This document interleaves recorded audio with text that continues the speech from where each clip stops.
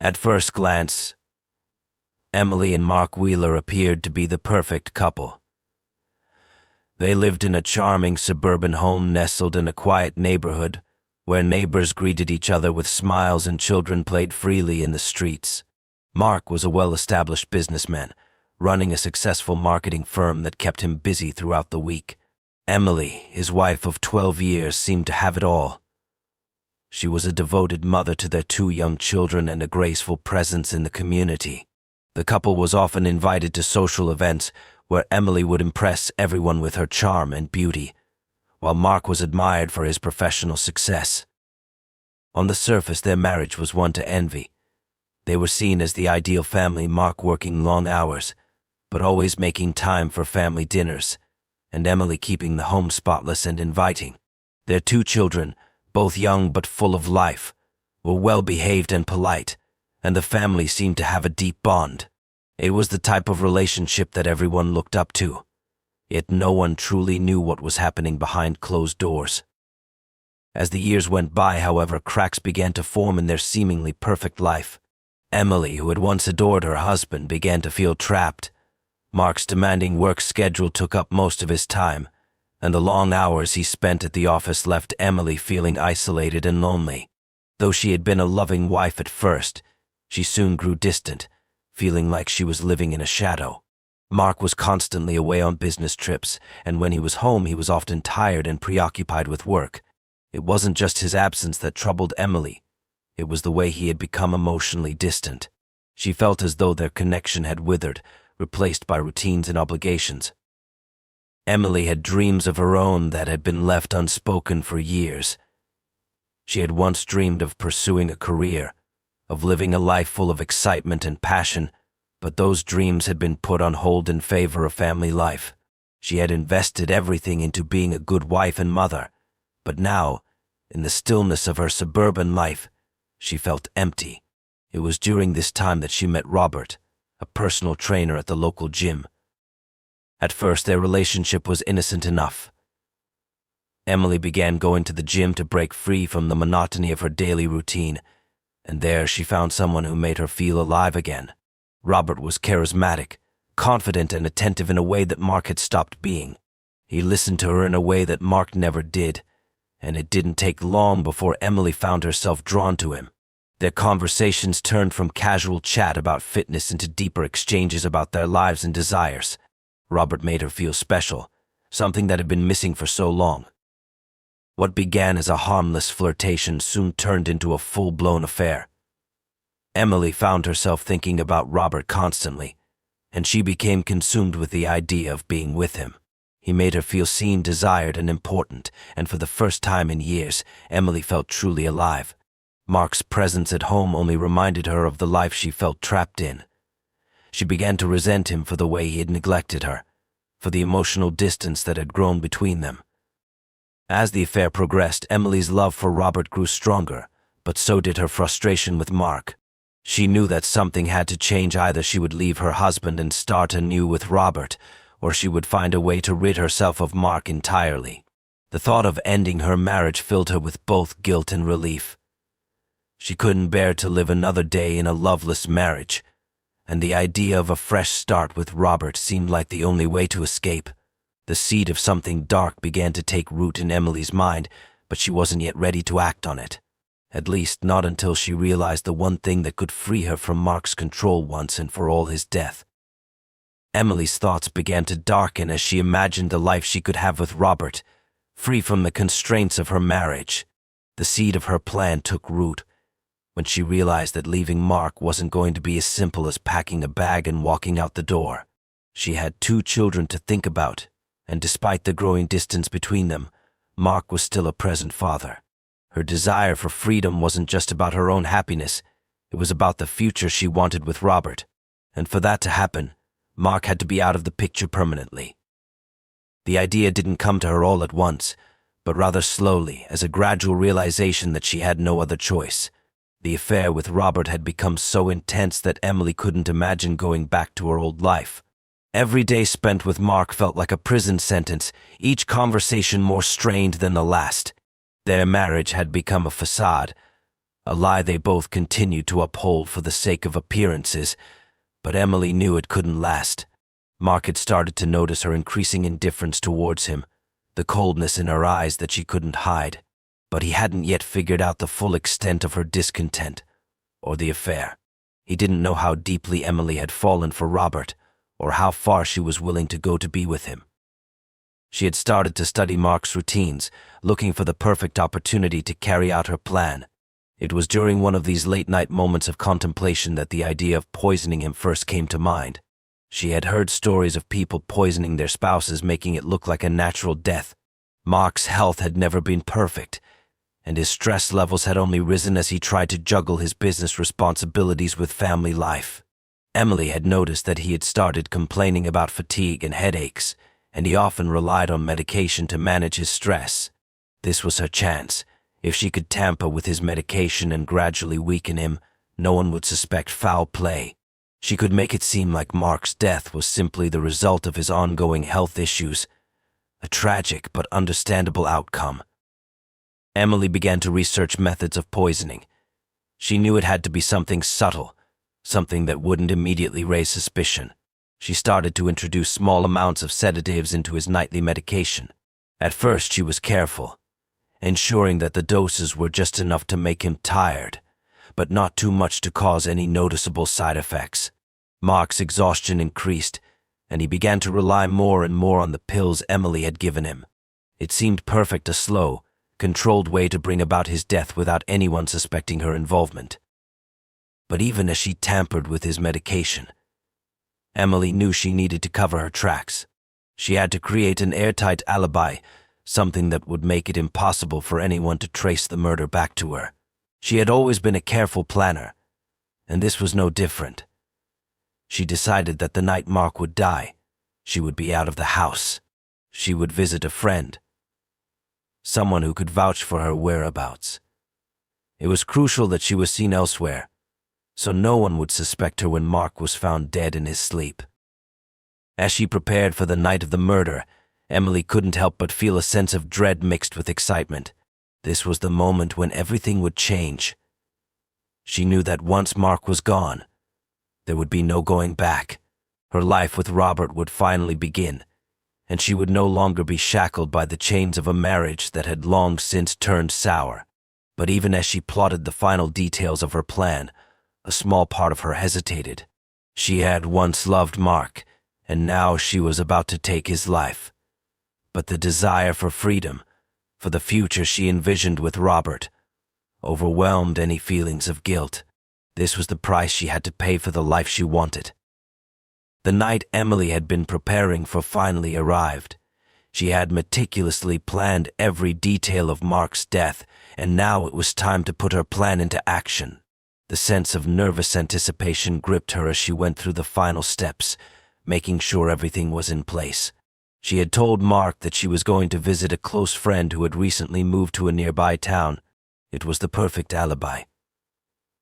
Emily knew that Mark wouldn't suspect anything. He had grown complacent in the routine of their marriage and wasn't paying attention to her any longer. That evening, after ensuring the children were settled and asleep, Emily slipped away. Her car rolled down the driveway, disappearing into the darkened streets as she made her way to her destination. Mark, meanwhile, was upstairs, oblivious to the fact that his life was about to end. He had taken his usual dose of medication pills that Emily had carefully laced with a sedative and was starting to feel the familiar effects of drowsiness. Mark had been struggling with his health for months, but that night the medication would have a far stronger effect than he anticipated. Emily parked her car in a secluded area several streets away from their home. Robert was already waiting for her in the shadows, his car parked out of sight. They exchanged a quick, tense greeting before heading towards the nearby park, where they had agreed to wait until they received confirmation that Mark was unconscious. Emily had orchestrated everything down to the smallest detail, but there was still an unsettling feeling in her gut. She tried to push the doubt aside. This was what she had to do. Back at the house, Mark had begun to feel the full effects of the sedatives. His breathing slowed, his body became heavier, and soon he was in a deep, almost comatose state. He had always been a heavy sleeper, But tonight, the drugs rendered him completely unaware of the world around him. As Emily and Robert waited in the park, they knew that the next phase of the plan had to unfold quickly. There was no time to waste. Emily had to return home before Mark's condition became too apparent to those who might check on him. When she returned to the house under the cover of darkness, Emily felt her heart pounding in her chest. She moved silently through the rooms, making sure the children were still asleep and that no one would disturb her. Mark's bedroom door was slightly ajar. She could hear the faint sound of his labored breathing, but he remained still, completely unaware of her presence. Emily crept into the room, her breath shallow, her hands shaking as she approached the bed. Mark lay there, his body slack and vulnerable, unaware that his life was slipping away. But something unexpected happened. Mark stirred slightly, his eyes flickering open, just for a moment. His gaze met Emily's, and for a brief second, there was a flicker of recognition, though it was clouded with confusion and fear. The sedatives had not taken as quickly as Emily had hoped, and Mark was still conscious, albeit barely. Emily's heart raced. This was not part of the plan. She had anticipated a more peaceful death, one where he simply slipped away in his sleep. But now, with Mark's weakened state and the dim light from the bedside lamp casting shadows across the room, it became clear that she had to act fast. If he woke up fully, it would be over for her. In that moment of panic, Emily decided she couldn't wait any longer. She needed to ensure that Mark wouldn't have the chance to fight back, to expose what had been done to him. With a swift motion, she grabbed a pillow from the bed and pressed it firmly against his face. Mark struggled weakly, but his body was no longer capable of putting up much resistance. The drugs had taken their toll, and his attempts to fight back were feeble. Emily's grip tightened on the pillow as she forced it down, suffocating him. His muffled gasps for air grew weaker, and within moments his body fell still. For a long moment, Emily remained frozen, the pillow still pressed against Mark's face. It felt as though time had slowed, the weight of her actions sinking in. Mark was gone. She had done it. She had killed her husband.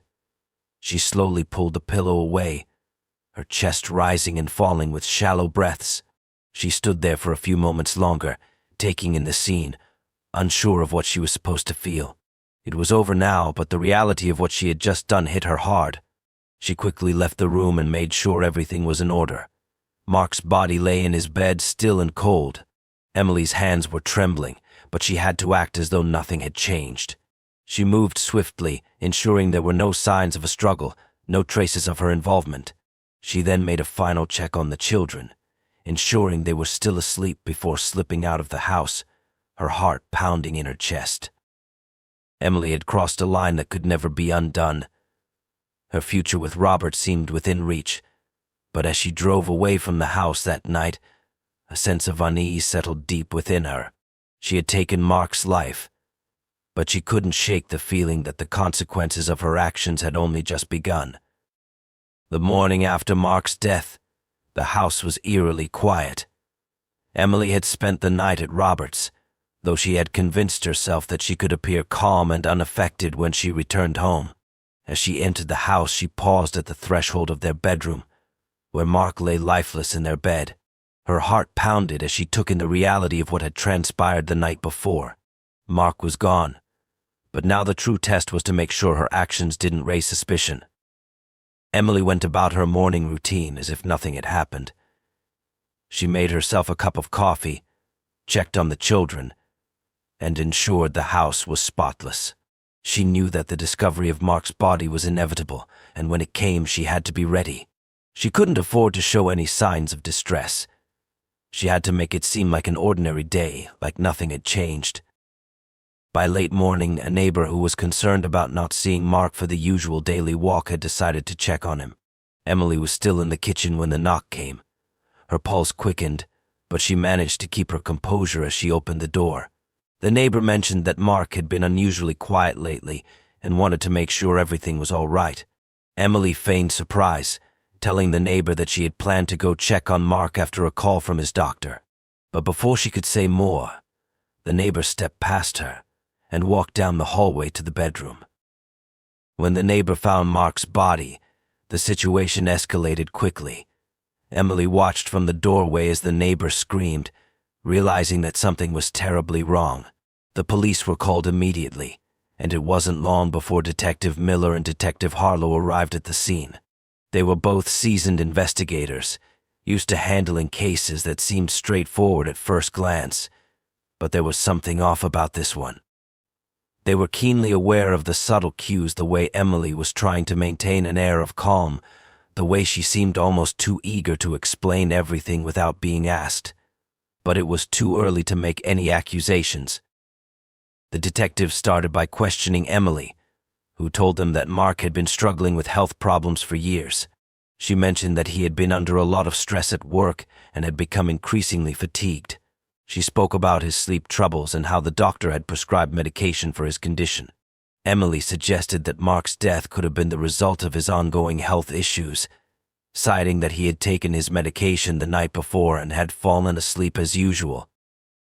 As the detectives questioned her further, Emily remained composed, but her answers were met with a few pointed questions that made her uncomfortable. There were small inconsistencies in her story that the detectives picked up on. For instance, she couldn't recall the exact time she had spoken to Mark before he went to bed, or whether he had taken his full dosage of medication. There was also the fact that she hadn't noticed any warning signs, no signs of distress, or anything out of the ordinary the night before. The detectives didn't want to jump to conclusions just yet, but they sensed something wasn't right. In the days that followed, the investigation began to take a more serious turn. Detective Miller and Detective Harlow started digging into Mark's medical history, and it didn't take long for them to uncover the tampering with his medication. The records showed that Emily had been picking up Mark's prescriptions regularly, and there was a noticeable discrepancy between the dosage prescribed and what was actually being given to him. They also found that Mark had been seeing a specialist for his stress-related health issues, and Emily's statements about his health seemed overly generalized. The detectives began to dig deeper into Emily's personal life, starting with her relationship with Robert. They discovered that Robert had a criminal record, a history of violent behavior, and a tendency to manipulate those close to him. As they pieced together the evidence, it became clearer that Emily had been having an affair with Robert for months, and their relationship had grown more serious as time passed. The more the detectives uncovered, the more it seemed that Emily's marriage to Mark had been nothing more than a convenient arrangement, and Mark's death was merely the final step in a plan she had been working on for some time. Emily was soon brought in for further questioning, where the detectives presented the evidence they had gathered. They showed her the phone records, the texts between her and Robert, and the inconsistencies in her story. It was clear that they had enough to build a case against her.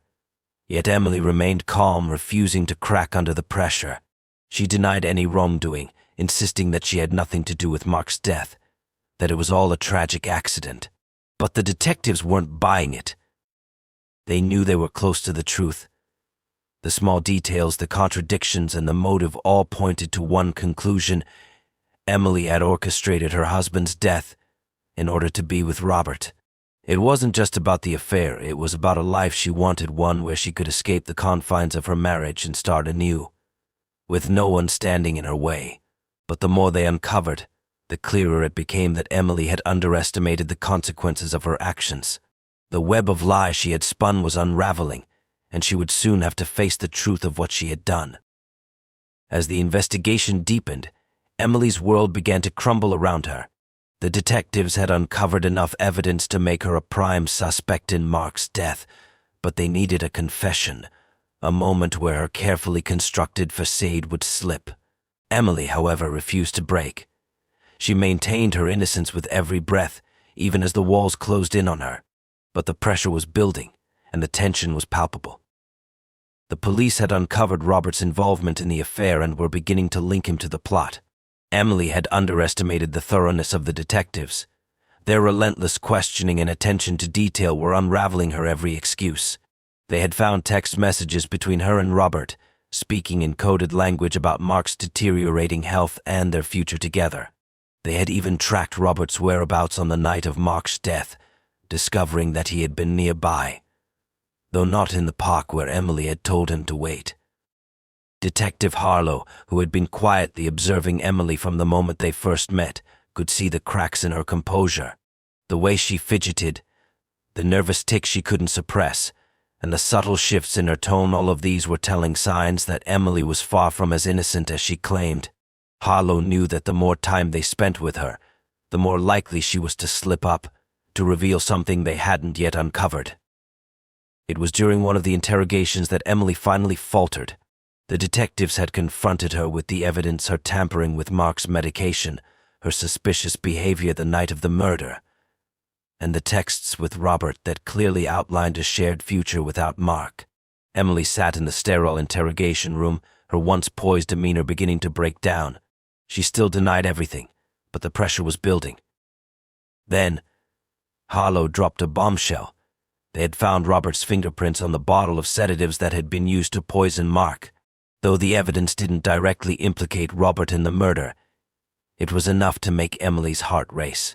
She knew that the detectives would eventually connect the dots between her and Robert's involvement. They weren't looking at her as a grieving widow anymore, they were seeing her for what she truly was, a woman who had orchestrated her husband's death for a fresh start with another man. Emily's mind raced. She had never thought it would come to this.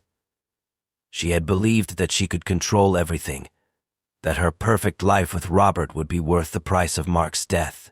But now she was faced with the very real possibility of losing everything. Her children, her reputation, her future, all of it was slipping away. The thought of spending the rest of her life in prison, separated from her children, made her stomach turn. The detectives continued their methodical questioning, asking her over and over about the night of Mark's death, about the moments leading up to it. Finally, Emily broke. She couldn't take the pressure any longer. The weight of her actions, the lies, the manipulation, it all came rushing to the surface. With a shaky breath, she finally admitted to everything. She told the detectives how she had grown frustrated with her marriage, how Mark's emotional neglect had driven her into Robert's arms. She confessed to tampering with Mark's medication, how she had carefully planned his slow demise so that no one would suspect foul play.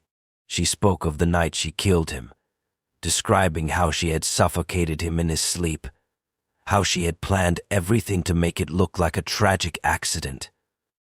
But even as she confessed, Emily showed no true remorse.